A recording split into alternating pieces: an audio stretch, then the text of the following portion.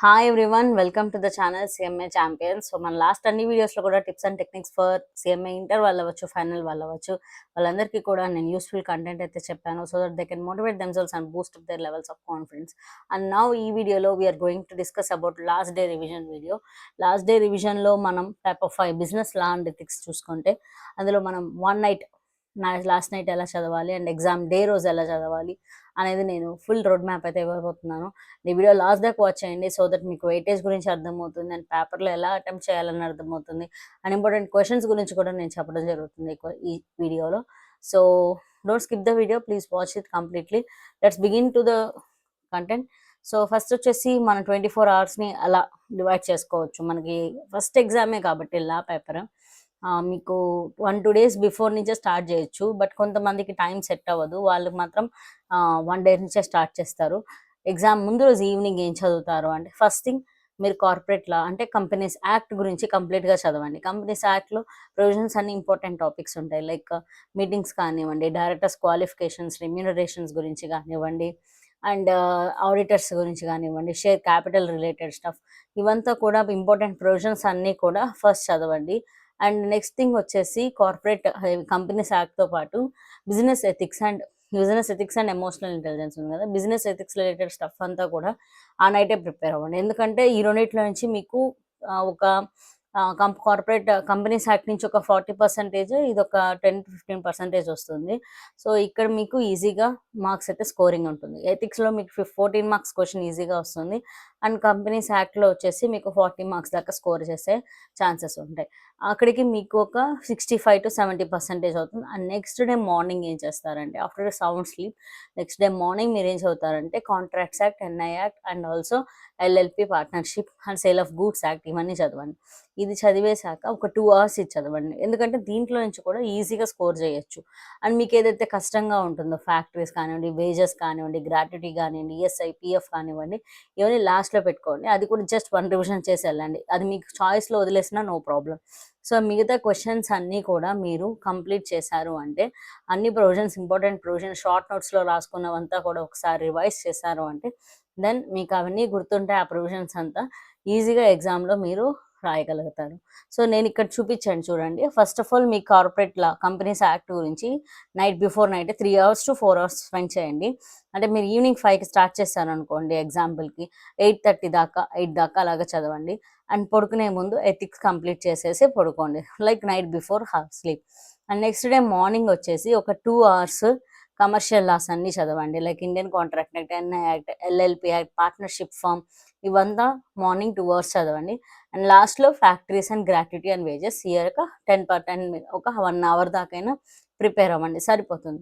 ఎందుకంటే ఇది మీరు సి కేటగిరీలోకి వేసి ఉంటారు, అంత ఇంపార్టెంట్గా చదివి ఉండరు. సో ఒకసారి జస్ట్ రివిజ్ చేసి వెళ్ళండి, మీకు ఎంసీక్యూస్లో వచ్చినా మీరు రాయగలుగుతారు. సో మీ corporate companies act, ethics and NI act, contract act, LLP, partnership, sale of goods నుంచే 80% ఆఫ్ సిలబస్ అనేది కవర్ అయిపోతుంది. దాంట్లో వచ్చే ఎంసీక్యూస్ కంపల్సరీగా అటెంప్ట్ చేయండి. అండ్ మీకు ఇచ్చిన అవర్స్లో ఇంపార్టెంట్ చాప్టర్స్ కూడా నేను ఇక్కడ టాపిక్స్ కూడా నేను చెప్పాను.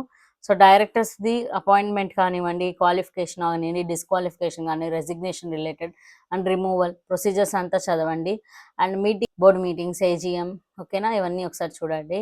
అండ్ ఎథిక్స్లో 7 principles of public life, selflessness, ఇది ఒకసారి ఇంపార్టెంట్ అనిపిస్తుంది నాకు, చూడండి. అండ్ ఎమోషనల్ ఇంటెలిజెన్స్లో core dimension applications of emotional intelligence గురించి ఒక క్వశ్చన్ రావచ్చు, చూద్దాం. అండ్ ఎంసీక్యూస్ కూడా స్టెప్ బై స్టెప్ పాత ఎగ్జామ్ పేపర్స్లోనే కానివ్వండి, ఆర్ఎల్స్ మీకు ఎంటీపీస్లో మోడల్ టెస్ట్ పేపర్స్లో ఉండేవి కానివ్వండి, స్టడీ మెటీరియల్లో లాస్ట్ ఉండే ఎంసీక్యూస్ అన్నీ కూడా ఒక కంప్లీట్ రివిజన్ అయితే చేయండి.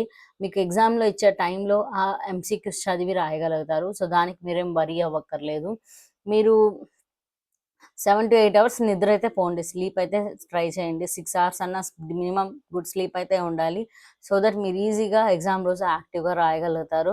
అండ్ ఇండియన్ కాంట్రాక్ట్ యాక్ట్లో చూస్తే దాంట్లో ఎసెన్షియల్స్ ఆఫ్ వ్యాలిడ్ కాంట్రాక్ట్ గురించి, ఫ్రీ కన్సెంట్ పారామీటర్స్ గురించి, బ్రీచ్ ఆఫ్ కాంట్రాక్ట్ రెమెడీస్ గురించి, special contracts, indemnity, guarantee, bailment agency, వీటి గురించి చదవండి.